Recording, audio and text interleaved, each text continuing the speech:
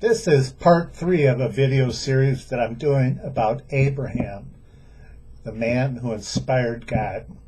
Okay, in part 2 we talked about a little bit about Isaac and where God got the inspiration from Abraham and the testing of Abraham through the attempted sacrifice of Isaac. I'm doing this out of sequence on purpose a little bit.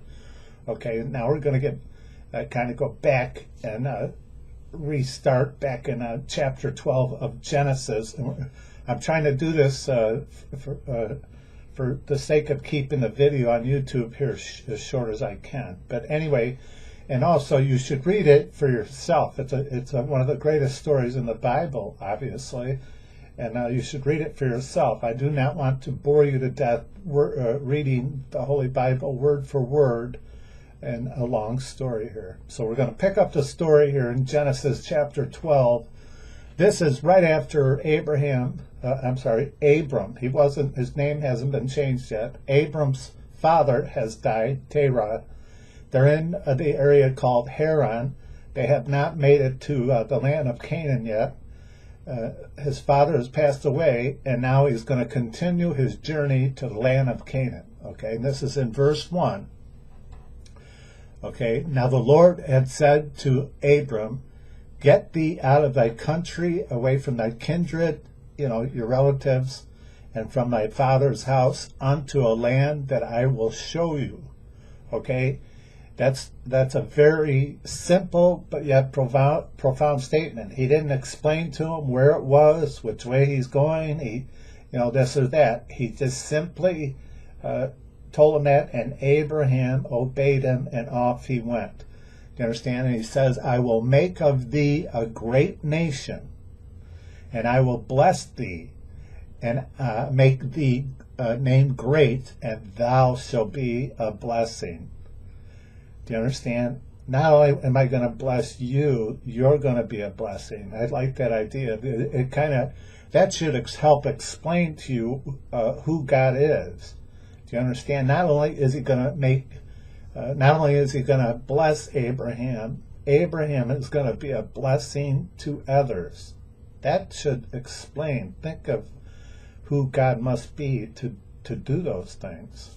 It kind of lifts up the veil and shows you who God is. I'm going to bless you, and now you're going to be a blessing to others. Do you understand? Many people are like that. If God blesses you, you end up blessing other people. It can't be helped. Do you understand? That's how great God is. Love. Do you understand? It just cannot be helped. Do you understand? It's the nature of love. It's the nature of God. Anyway, he says, "I will bless them that bless thee, and I will curse them that curse thee, and in thee shall all families of the earth be blessed." Listen to that profound statement. In thee shall all families of the earth be blessed. We're going to talk about that later on in the teaching, why all families are blessed because of Abraham. Okay. Now, if you skim down a little bit, off he went, Abram and his wife Sarai, and he took Lot, his nephew, with him, and all their substance, and the souls that were with them that they'd got in Haran, and they went into the land of Canaan. Okay? In verse 7, and the Lord appeared to him when they arrived in the land of Canaan. Okay? In other words, here you are. This is where I wanted you to be. Here I am. It says, the Lord appeared to Abram, and he said, "Unto the seed will I give this land." And so Abram built an altar unto the Lord who appeared to him. Okay? Remember that. He built an altar right there. Okay? And no sooner had they arrived in the land of Canaan that there was a great famine, and they had to take off for the land of Egypt to get supplies because there was a great famine. And I'm not going to read the whole story. You can read it for yourself, that they went into Egypt. Abram had to pretend that he told his wife, "You're going to be my sister. Do not tell him you're my wife." Apparently Sarai was a very beautiful looking woman, his wife, And if he apparently thought if he said, "You're my wife," they would have killed him and taken his wife. The only comment I want to make on that is you got to remember this is not long after the flood where God, he went through the awful sorrow of having to start over because of the wickedness of mankind. And the only comment I'm going to make is it didn't take very long for man to return right back to being wicked. A lot of them ungodly and wicked, killing a man to take his wife. I mean, that's pretty wicked and it's pretty ungodly. So he had to call his sister in order to prevent them from killing him. Anyway, it says in verse 17, and the Lord plagued Pharaoh. Remember, he said, if anybody's going to try to hurt you, I'll hurt them. Do you understand it? And the Lord plagued Pharaoh and his house with great plagues because of Sarai, Abram's wife. And then the Pharaoh caught on to what was going on. And the question, why did you say it was your sister and this and that? Found out it was his wife, and he wanted him to leave because now he was plagued. The Pharaoh was plagued with all these plagues. Get out of here. Take your wife and leave. And by the way, here's a bunch of gold and a bunch of silver and a bunch of people, servants, and here's some cattle. I want you to leave. Do you understand? And this is the beginning of how Abram developed, accumulated some wealth. Do you understand? He left Egypt with quite a bit of wealth. Anyway, if you look in Genesis chapter 13, he returned back to the place of Canaan and went right back to that place where he had built an altar in the land of Canaan. So he knew exactly where he was. In verse 4, it says he came back into the place of the altar which he had made there at the first, and there where Abram had called upon the name of the Lord. Okay. And when they got back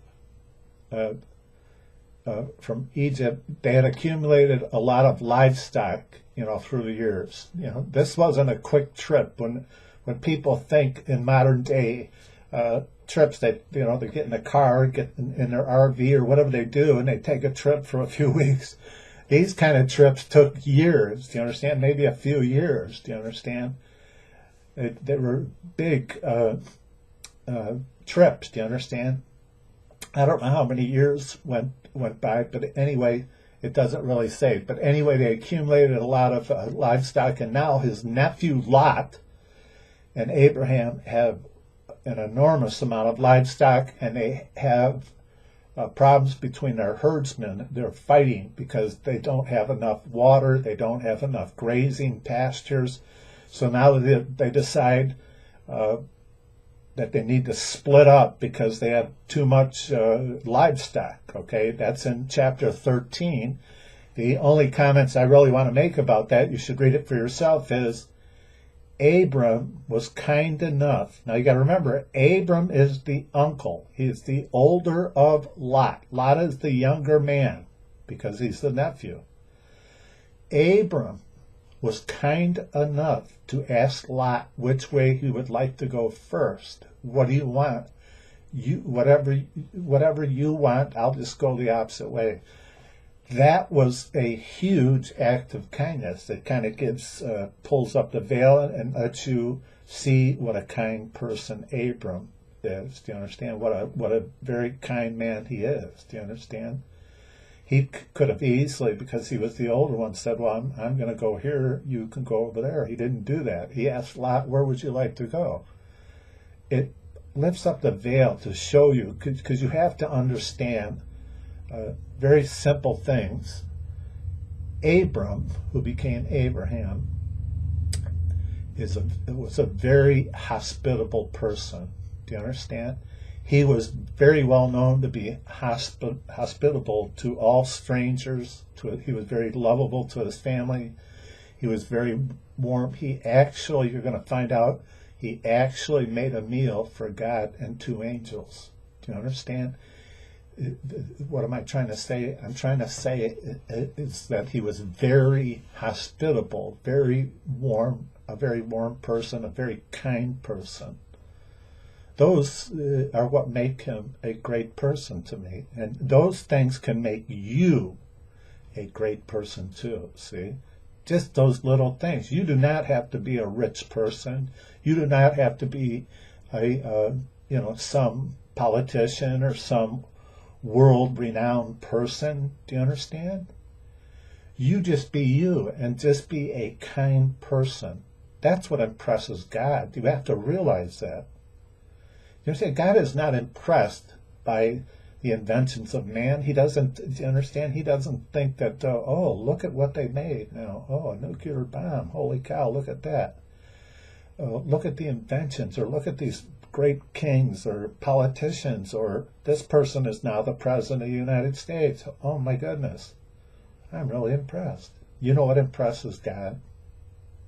Think about how wicked the world was, and how evil people were, and what they did to each other. Think about what people do to each other today, how the world is becoming more violent. People are more unrestrained. Yet they let their emotions get carried away like a wild, like a wild bunch of horses, out of control. They don't pull back on the reins. They let themselves be unrestrained.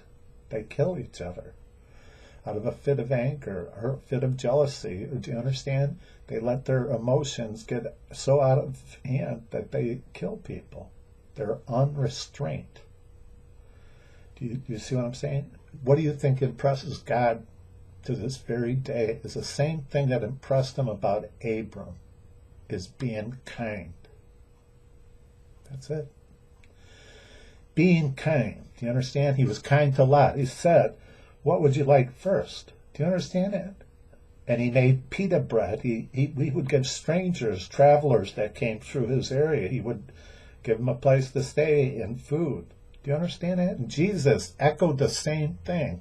For who you give a glass of water, you won't lose your reward in heaven. There is no great mystery. Do you understand? Even if you understood the great mysteries, the great, if you were the wisest person beyond King Solomon, if you understood the great mysteries of the universe, if you were like the mad genius, that you were wiser than Albert Einstein, but you didn't love people and you weren't kind to people, God says you're nobody. Do you realize that? Think about that. Anyway, he was kind. That's all. There's no great mystery to that. Just be kind to people. That's what impresses God. Every day, try to be kind. Be kind to somebody. Hold the door open to somebody. Smile at somebody that looks sad, depressed. Those are the things that God looks for. You understand? It's not the big things. It's the little things. Anyway, another comment that I'm going to make about Lot is Lot paid a price. He chose an area that had a lot of water, a lot of grass, and he chose, I guess, wisely, because he had livestock. Livestock need grass and water. But unfortunately, those lush areas were near Sodom and Gomorrah, and Lot paid a heavy price. As if you know the rest of that story, Lot was actually kidnapped, and we're going to talk about that during a war between kings.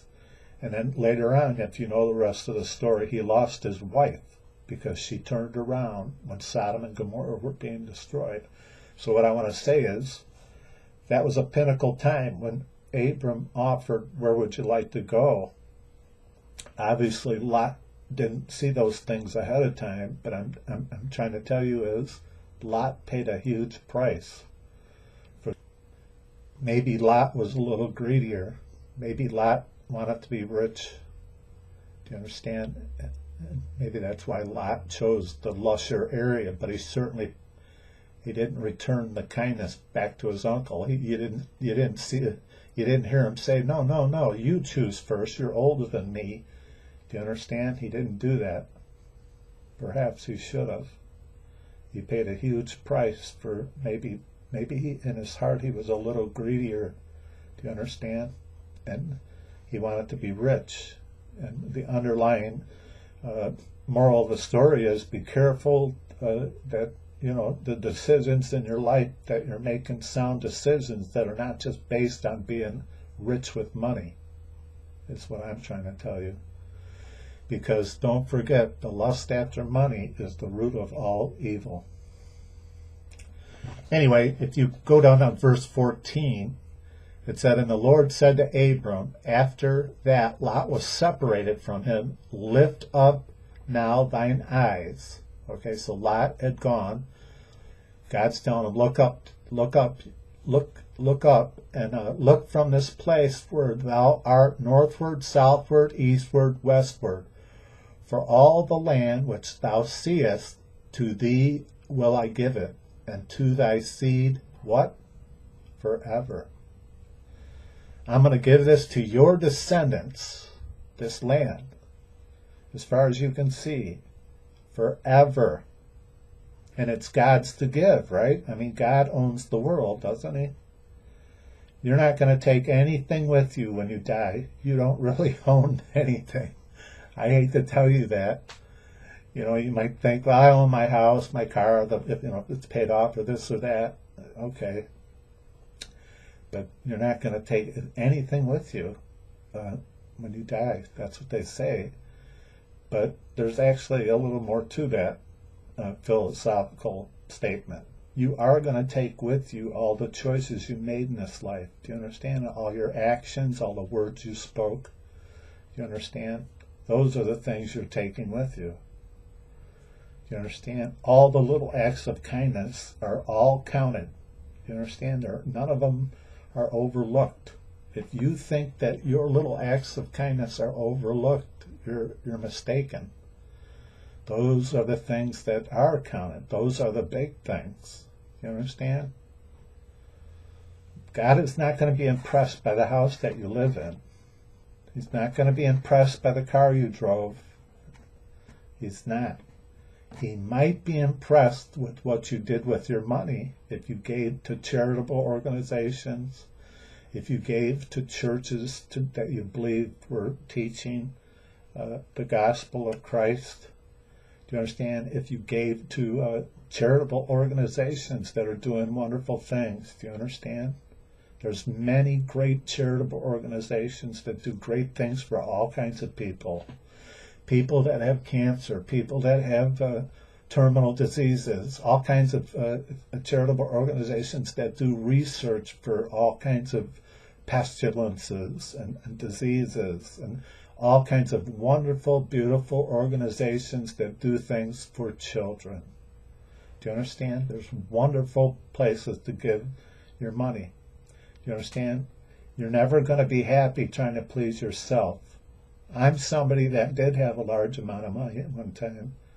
Enough money to realize that it's not a big deal. It really doesn't do anything. It's nice to be able to pay your bills. Don't get me wrong. It's not fun being poor. I've been poor too. I've had a lot of money. I actually have been homeless for a very short period of time. Homeless. For real. I had to live with what came to be my wife's, my second wife's brother. I had to live with him for about 3 or 4 months. Anyway, so I know what it's like to be poor. I know what it's like to be well off. Do you understand? Rich people are not very happy people. I've known a lot of rich people. None of them that I've known most of them are very miserable people. Poor people that I've known are some of the happiest people I've ever known. Do you understand? And they're very family oriented. They work together. Poverty makes you work together. Rich people tend to be loners, tend to be bitter, angry. They're consumed by their wealth. They can't sleep at night because they're consumed about their stocks, their bonds. They never get any rest. Do you understand? Don't ever pray to God to be rich or win the lotto, because it's not what you think. It's awful. Do you understand? The prayer that you ought to pray is, help me be happy with the lot I've been given. When I prayed that prayer one time in my life, it changed my life for the better. To be happy with the lot you're given. Do you understand? That is a magical prayer. Anyway, back to Abram here in chapter 13, Genesis chapter 13, verse 16.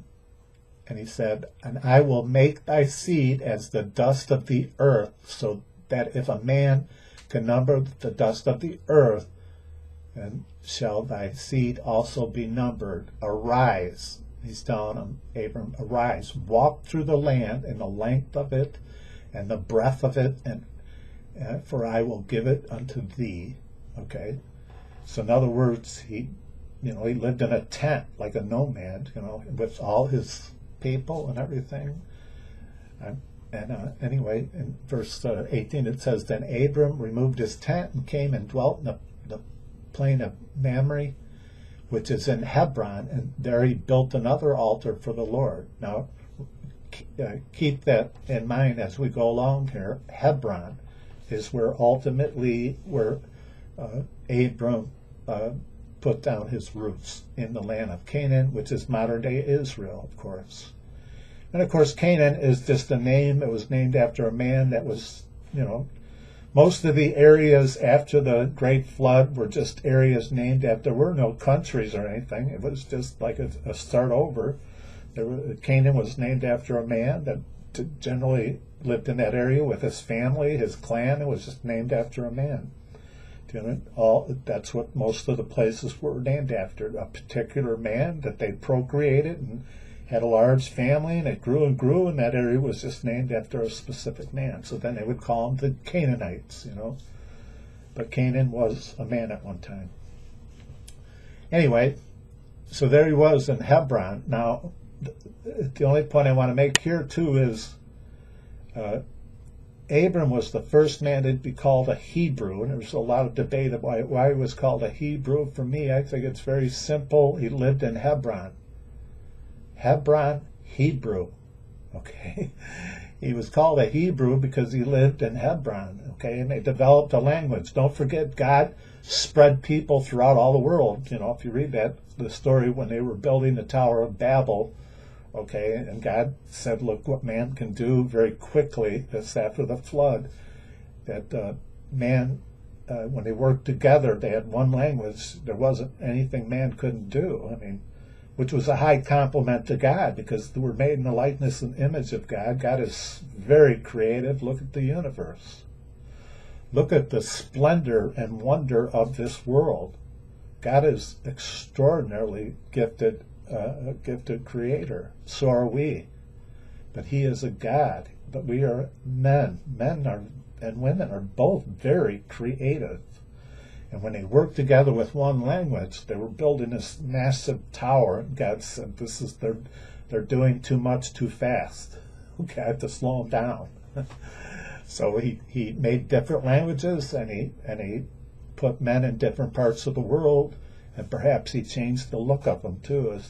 That's just my opinion, that little part of that he changed the look of them to live in the areas they lived, because some lived closer to the equator, where it was hotter, and some were farther away. That's why he did it. He changed the appearance of man, but it's, he didn't put every little detail in the Bible. It'd be too much.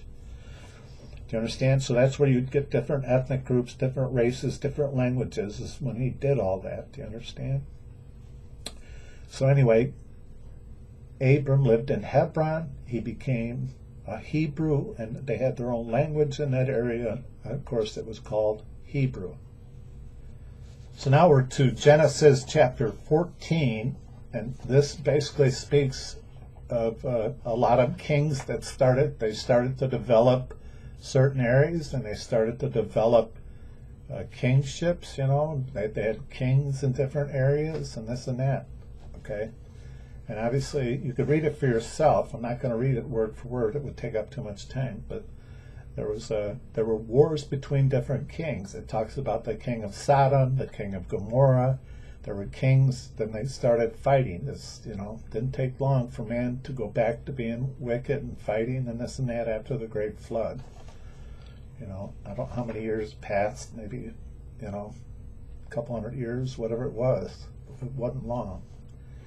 Anyway, there was a war between the king of Sodom and Gomorrah and other kings, and because Lot, Abram's nephew, lived in Sodom, because he chose that area because of the lush grass and the source of water and everything for his livestock, he got swept up into that war, and he got taken captive along with his family and this and that and all his possessions.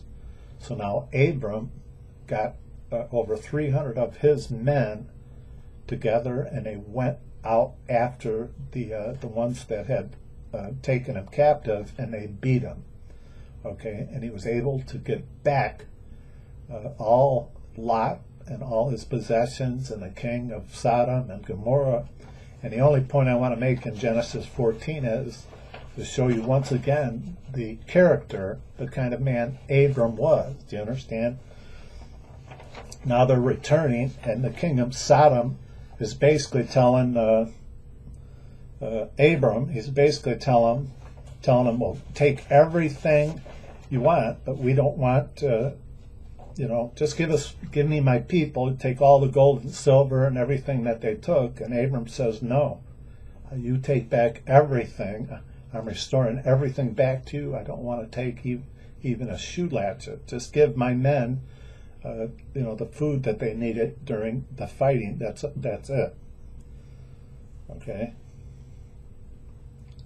So we pick that up here in Genesis 14, verse 21. And the king of Sodom said to Abram, give me the persons and take thy goods to thyself. And Abram said to the king of Sodom, I have lifted up my hand to the Lord.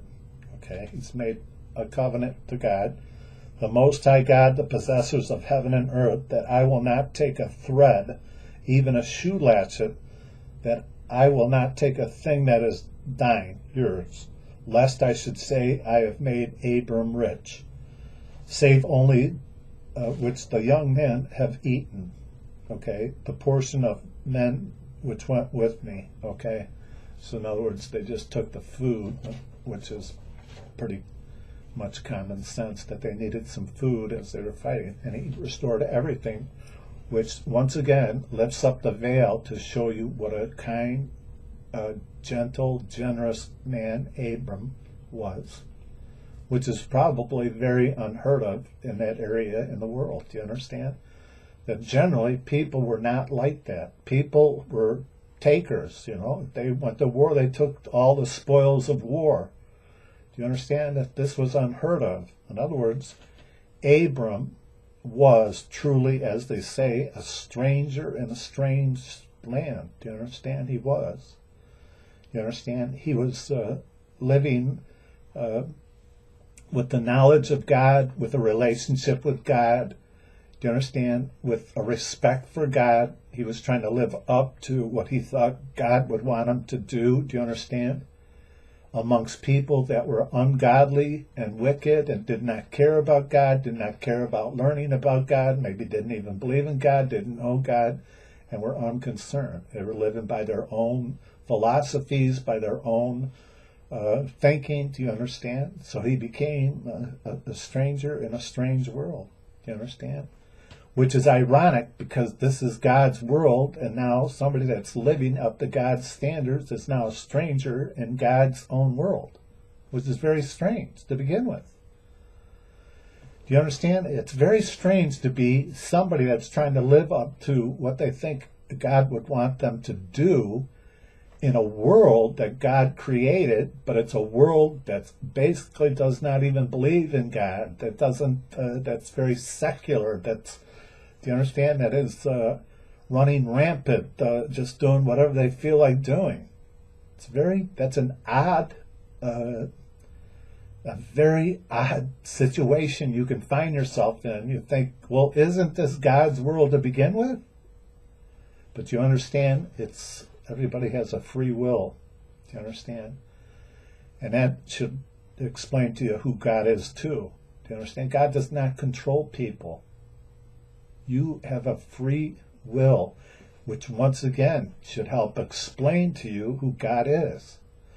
You are free. You are so free you could kill people. You are free. Do you understand? but you're going to be judged for everything you do and say. You understand? You're free to do it, but you will be judged. Do you understand?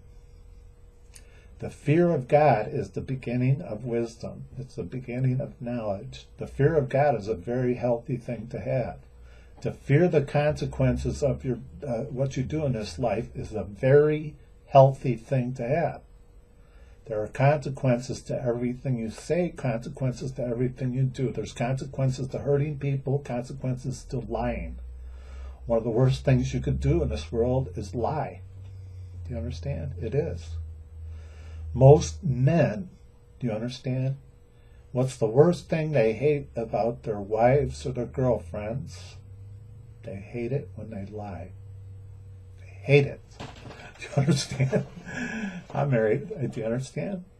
They absolutely hate it if their wife lies to them or their girlfriend lies to them. Hate it. You understand? They can, take a few punches maybe.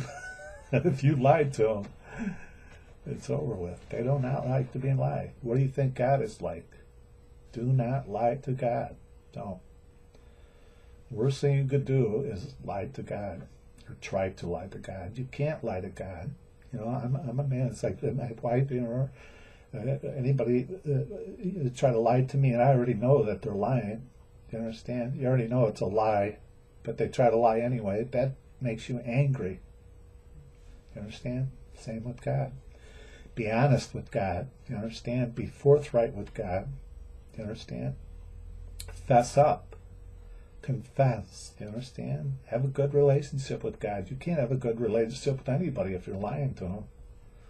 You understand? You have to be honest. You have to be alone.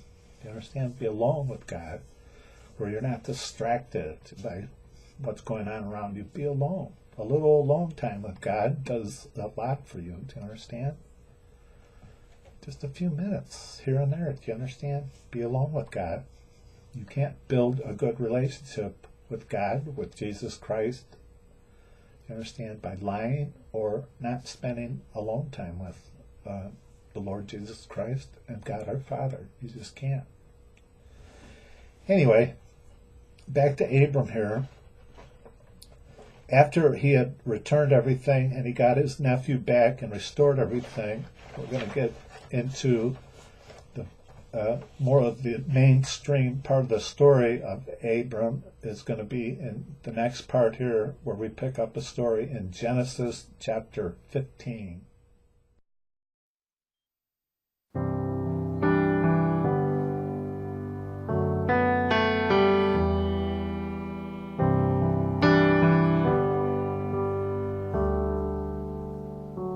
Bless the Lord, oh my soul.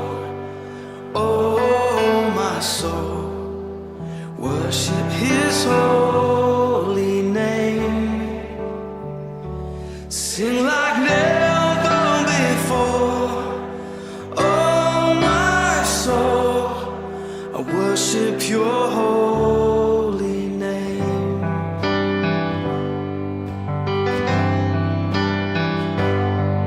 The sun comes up, it's a new day dawning. It's time to sing your song again. Whatever may pass and whatever lies before me, let me be singing when the evening comes. Bless the Lord, oh my soul, oh my soul, worship his holy name. Sing like never before. Oh my soul, I worship your holy name.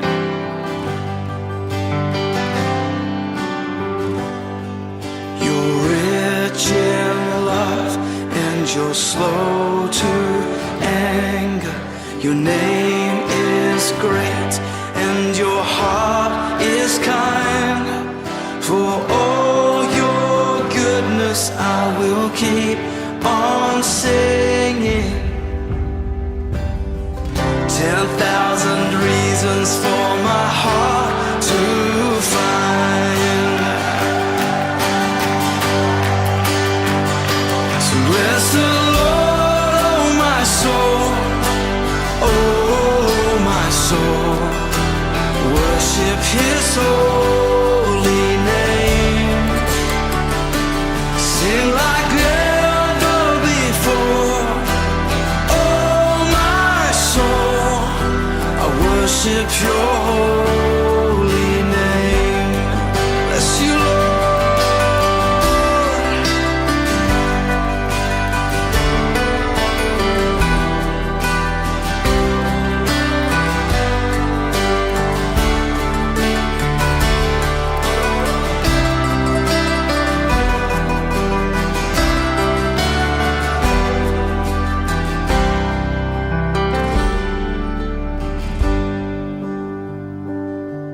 And on that day when my strength is failing, the end draws near and my time has come, still my soul will sing Your praise unending.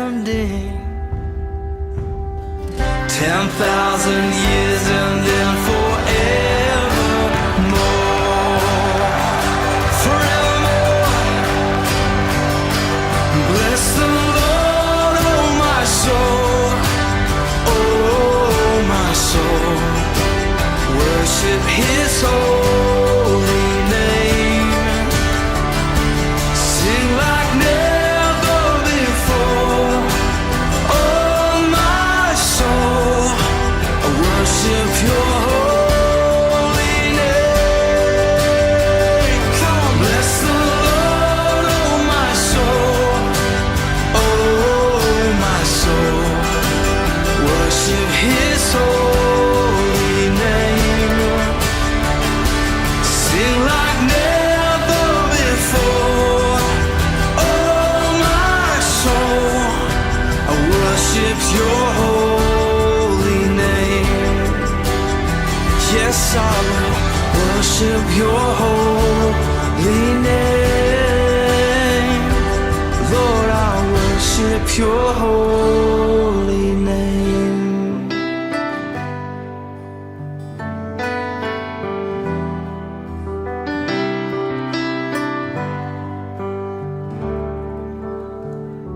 Sing like never before.